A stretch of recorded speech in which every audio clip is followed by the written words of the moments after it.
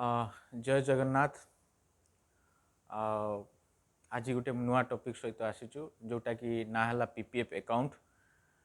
PPF account रे benefit कौन रहिबो, आपणकर लॉकिंग पीरियड केते दिन रहिबो, आ इंटरेस्ट कौन रहिबो, आ मिनिमम एंड मैक्सिमम इन्वेस्टमेंट केते करि परिबे आपण माने, आउ टैक्सेशन कौन रहिबो, लोन ता एगेंस्ट रे मिल परिबो कि नाही, ओपनिंग केमिति करि हबो, से सब विषय में आज डिस्कशन करिया।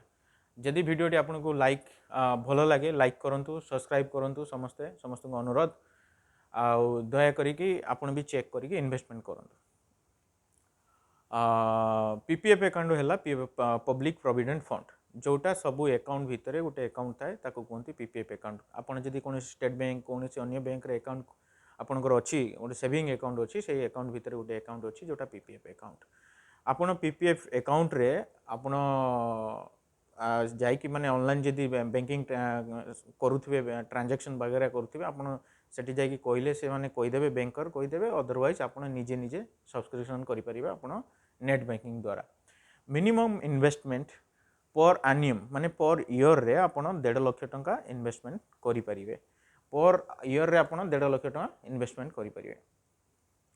टैक्स सेटारे आपको लागो ना, जोटा कि tax deduction under section 80C income tax act of is 15 years. जो 15 वर्ष आप रखिए, 15 वर्ष आप जो पैसा इन्वेस्टमेंट करेंगे, आपको से पर ईयर रे 1.5 लाख इन्वेस्ट करेंगे, सेटारे कौन से टैक्स आपको लागो ना।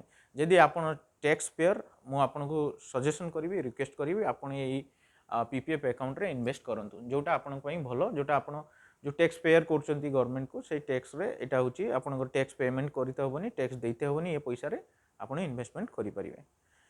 यही ना permanent rate of interest government अनुसार every year rate of interest changes हुए, आबे भी चेंजेस होती, जोटा ये 7.1% अच्छी रेट ऑफ इंटरेस्ट। आपण यहाँ 15 वर्ष पर्यटन लॉकिंग पीरियड, 15 वर्ष रु 15 इयर्स पर 15 वर्ष पर 15 वर्ष पर्यटन लॉकिंग पीरियड, 15 वर्ष पर 5 वर्ष आप एक्सट्रा नहीं पारे, जोटा 20 वर्ष हो पार।